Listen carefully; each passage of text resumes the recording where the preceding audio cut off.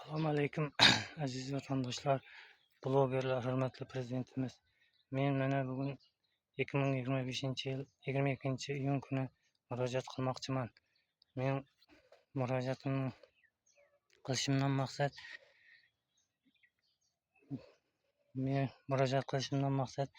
menga tushib qolgan mana bu nimadan amaliy yordam berishingizni so'rayman. Holatdan men Beruniy tumani Turon mahalla fuqarolar yig'inida yashayman. Uyim 46-sonli o'rta maktabga yaqin. Mana bu men turgan joy 46-maktabga qarashli bo'lib, bu yer oldin tashlandiq, suv chiqmaydigan yer edi. Bir kuni menga maktab direktori shu yerni parvarishlab berishimni iltimos qildi. O'sha paytda men maktabda qorovul bo'lib ishlardim. Qorovulning oyligi bilan xo'jalik vaqt bo'lmasdi. Shunga rozi bo'lib men bu yerda parvarishlab mana bog' qildim.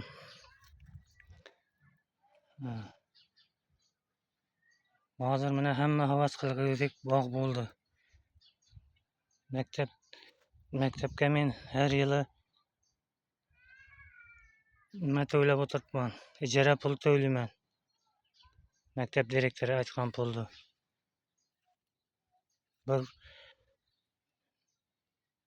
Menga 25-yil 19-yil sanasi kuni toza saylangan mahalla fuqarolar yig'ini raisi chaqirib, hokimiyatdan, kadastrdan, arxitekturadan odamlar keldi. Sen ne yoqda yuribsan? Buni bog'ni buzib mahalla fuqarolar yig'iniga bina solib beramiz dedi. Men bu xabardan shokka tushib qoldim. Shundan beri men yurishimda, yotib turishimda, uyqumda halovat yo'q. Bu menga katta zarba bo'ldi. Xuddi bu mahalla fuqarolar yig'iniga boshqa yer yo'qdek, shu yerga nima qilib turibdi bular. Shu yerini ko'zlab turibdi. Bog'ni buzib shuni solajaqlar.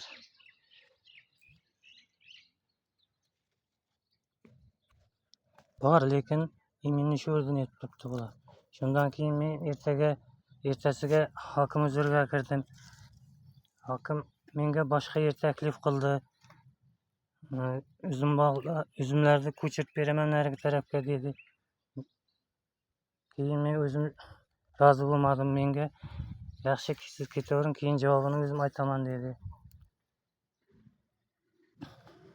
Hozirgi paytda mana prezidentimizning daraxt ekib bog'roqlar yaratishdagi bu siyosatiga bu yuqori tashkilotdan mutasaddilar shunday qarab turibman. Ularning ishi shunday bo'lsa, biz qayerga murojaat etamiz?